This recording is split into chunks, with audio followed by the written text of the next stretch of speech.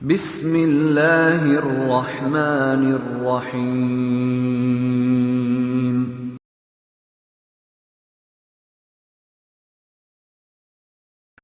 آج دنیا میں جتنے مسلمان ہیں اتنے کسی زمانے میں نہیں رہے ہوں گے، اور آج مسلمانوں کے پاس جتنا پیسہ ہے اتنا کسی زمانے میں نہیں رہا ہوگا، اور آج مسلمانوں کے پاس جتنی مسجدیں ہیں اتنی کسی زمانے میں نہیں رہی ہوں گی، آج مسلمانوں کے پاس جتنے مدارس ہیں اتنے کسی زمانے میں نہیں رہے ہوں گے، آج مسلمانوں کے پاس جتنی کتابیں چھپی ہوئی تیار ہیں مختلف موضوعات پر اتنی کسی زمانے میں نہیں رہی ہوں گی۔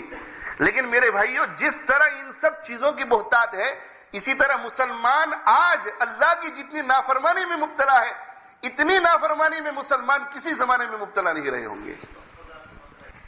یہ میرا ناقص خیال ہے اور میرا ناقص تجزیہ ہے کہ اس وقت مسلمان جو ذلت کی زندگی گزار رہا ہے، اور اس وقت جس چیز کو اللہ کی نصرت روکے ہوئے ہے وہ ہماری گناہوں والی زندگی ہے، ہماری گناہوں والی زندگی۔ نماز بھی پڑھ رہا ہے اور بد نظری میں بھی مبتلا ہے، تسبیح بھی چلا رہا ہے اور گھر میں سنیما لگایا ہوا ہے، مسجد میں آ کے آنسو بھی بہاتا ہے اور گھر میں بے پردگی کے بازار گرم۔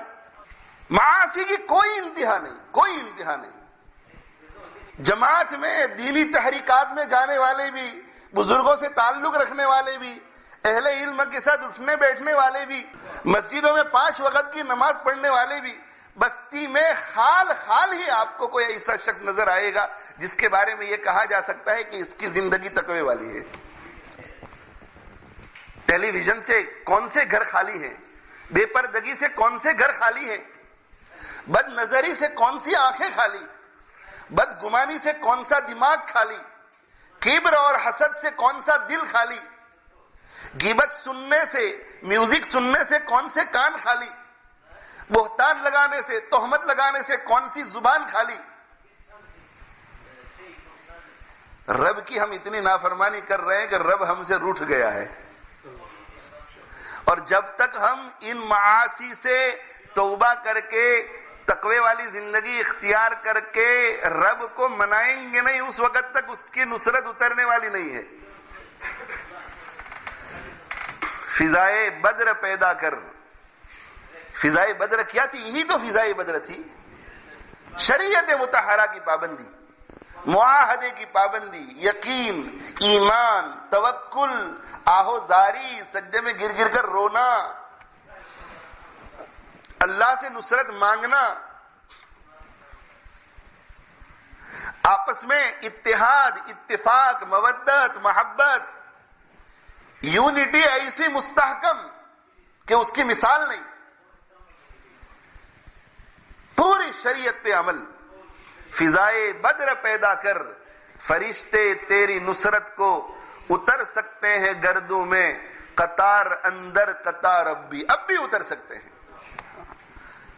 خدا کی قوت میں کوئی فرق نہیں آیا، خدا کی قدرت میں کوئی فرق نہیں آیا۔ خدا 1400 سال پہلے جیسا تھا آج بھی اسی طرح ہے، خدا آدم علیہ السلام کے زمانے میں جیسا تھا آج بھی اسی طرح ہے، خدا کی قدرت جیسی 1400 سال پہلے بدر کے میدان میں، احد کے میدان میں، حنین کے میدان میں تھی آج بھی اسی طرح ہے۔ جس خدا نے ابرہا کے لشکر پر ابابیل کے ذریعے پتھر پھینکوائے اور پتھر پھینکوا کر انہیں تیس نیس کر دیا، آج بھی وہی خدا موجود ہے اور اس کے پاس وہی قدرت موجود ہے۔ بدل گئے تو میرے بھائیو ہم بدل گئے، ہم بدل گئے، ہماری زندگیاں بدل گئی، ہمیں دین سے وہ تعلق نہیں رہا، ہمیں گناہوں سے وہ نفرت نہیں رہی۔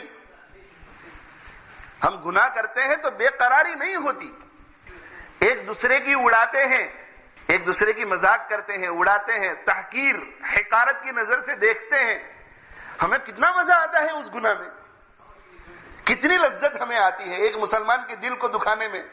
حالانکہ قرآن کہتا ہے کہ لا یسخر قوم من قوم عسى ان يكونوا خيرا منهم، ایک جماعت کو دوسری جماعت کی مذاق نہیں اڑانا چاہیے، اس لیے کہ اللہ کو پتا ہے کہ وہ بہتر ہے یا تم بہتر ہو۔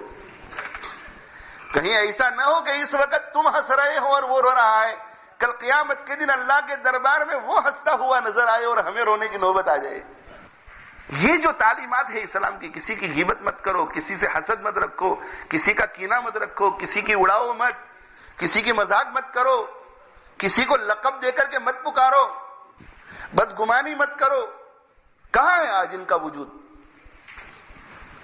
یہ تو صرف تقریروں میں اب رہ گئی باتیں، یہ تو سب صرف کتابوں میں رہ گئی باتیں۔ دینداری تو بس اس کا نام ہے کہ 5 وقت کی نماز پڑھ لی، داڑھی رکھ لی، ہاتھ میں تسبیح لے لی، مسواک لے لیا، بس یہ ہے دینداری۔ نہیں میرے بھائیوں، بیدار ہو جانے کی ضرورت ہے، بیدار ہونے کی ضرورت ہے، اور اس حقیقت کو قبول کرنے کی ضرورت ہے، اس حقیقت کا اعتراف کرنے کی ضرورت ہے کہ جو کچھ مصائب ہمارے اوپر اس وقت آ رہے ہیں وہ ہمارا اپنا کرتوت ہے۔ یہ بھی ایک شیطان کی چال ہے کہ اس ملک کی طرف انگلی اٹھا کر کہو کہ یہ ہمیں ستا رہا ہے، یہ بھی شیطان کی چال ہے۔ آرام سے بیٹھے رہو۔ شیطان اور نفس ہمیں یہ سوچنے ہی نہیں دیتے کہ میری اپنی کسی برائی کی وجہ سے یہ وبال آ رہا ہے، اس لیے کہ یہ سوچنے کا موقع دے گا تو ہم اپنی اصلاح کی فکر میں پڑ جائیں گے۔ یہ تو بہانہ ہے میرے بھائیوں، یہ بزدلی ہے، جرأت کی ضرورت ہے، شجاعت کی ضرورت ہے، کریج کی ضرورت ہے کہ آدمی قبول کرے کہ یہ میرے قصوروں کی وجہ سے ہو رہا ہے۔ میں نے اس رمضان میں جہاں جہاں مجھے موقع ملا ایک بات کہی کہ دنیا میں جب بھی کوئی چیز واقع ہوتی ہے، اچھی ہو یا بری، اس کا ایک باطنی سبب ہوتا ہے، ایک ظاہری سبب ہوتا ہے۔ فلو ہو گیا، سردی ہو گئی، بھائی کیوں ہوئی؟ اس لیے کہ بغیر کوٹ کے بارش میں ٹھنڈی کے موسم میں باہر نکل پڑے۔ ڈاکٹر صاحب نے پوچھا کہ آپ کو سردی ہو گئی، کوئی خاص بات؟ تو کہنے لگے کہ کل باہر نکل پڑا تھا میں، سردی تھی، بارش گر رہی تھی اور کوٹ کے بغیر ہی نکل گئے۔ ڈاکٹر صاحب کہیں گے کہ ہاں یہی وجہ ہے، یہ ہے ظاہری وجہ، ظاہری وجہ۔ لیکن اللہ تعالیٰ اپنے بندے کو اتنی بھی تکلیف میں بغیر کسی وجہ کے نہیں ڈالتا۔ یہ تو کوٹ بھول گیا، جلدی جلدی باہر نکل گیا، ٹھنڈی تھی، بارش تھی، کیوں ایسا ہوا؟ تو ہمیشہ کوٹ پہن کے جاتا ہے۔ اس لیے کہ گزشتہ کل صبح تو نے اللہ کی ایک نافرمانی کی تھی، اس نافرمانی کی سزا اللہ تجھے آخرت میں دینا نہیں چاہتا تھا۔ اللہ چاہتا تھا کہ میں میرے بندے کو دنیا ہی میں پاک کر دوں، اس لیے کوٹ تجھے بھلا دیا، سردی میں نکال دیا، فلو ہو گیا، اس تکلیف کی برکت سے وہ تیرا گناہ معاف ہو گیا۔ اب ہم کیا کہیں گے؟ ہم یہ کہیں گے کہ فلو کا ظاہری سبب تو کوٹ کے بغیر نکلنا، اور فلو کا باطنی سبب وہ صبح والا گناہ۔ ایک باطنی سبب، ایک ظاہری سبب، اور ظاہری سبب پہلے نہیں آتا، پہلے باطنی سبب۔ پہلے ہم اللہ کی نافرمانی کرتے ہیں تو اللہ تعالیٰ کوئی ظاہری سبب کو پیدا کر کے ہمارے اوپر عذاب کو مسلط فرماتے ہیں۔ اب اس وقت میرے بھائیوں، میں کوئی سیاسی آدمی نہیں، لیکن لوگ کہتے ہیں یہ لوگ ہمیں پریشان کر رہے ہیں، یہ لوگ ہمیں پریشان کر رہے ہیں، یہ ہمارا ایک ذہن بن گیا ہے، یہ لوگ پریشان کر رہے ہیں، یہ لوگ پریشان کر رہے ہیں۔ ان کی پریشانی سے نکلنے کے لیے ان کا علاج کرو۔ میرے بھائی، اگر یہ حقیقت ہے جو تو سمجھ رہا ہے تو یہ ظاہری سبب ہوا، اس کا کوئی باطنی سبب بھی تو ہوگا۔ اللہ تعالیٰ جب کسی دشمن کو ہم پہ مسلط کرتے ہیں تو اس کا کوئی باطنی سبب بھی تو ہوگا۔ اعمالکم عمالکم، اگر تمہارے اعمال بگڑ جائیں گے تو تمہارے اوپر ظالم بادشاہوں کو مقرر کر دیا جائے گا، اور اگر تمہارے اعمال درست ہو جائیں گے تو تمہارے اوپر رحم دل بادشاہوں کو مقرر کر دیا جائے گا۔ اب وہ وقت آ گیا ہے کہ مسلمان باطنی سبب پر غور کریں کہ دنیا میں ہماری ذلت کے جو نقشے ہیں اور ذلت کے جو اسباب ہیں، اس کا باطنی سبب کیا ہے؟ باطنی سبب ہماری نافرمانی ہے، باطنی سبب گناہ ہے ہمارے۔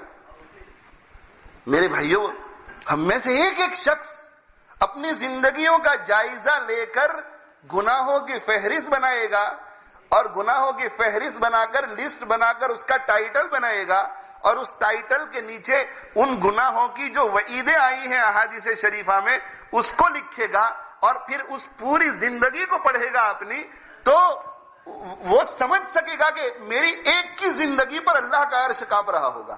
پوری امت کے گناہ تو اپنی جگہ پر، میری ایک کی زندگی میں اتنی برائیاں ہیں کہ اللہ کا عرش کانپ رہا ہوگا۔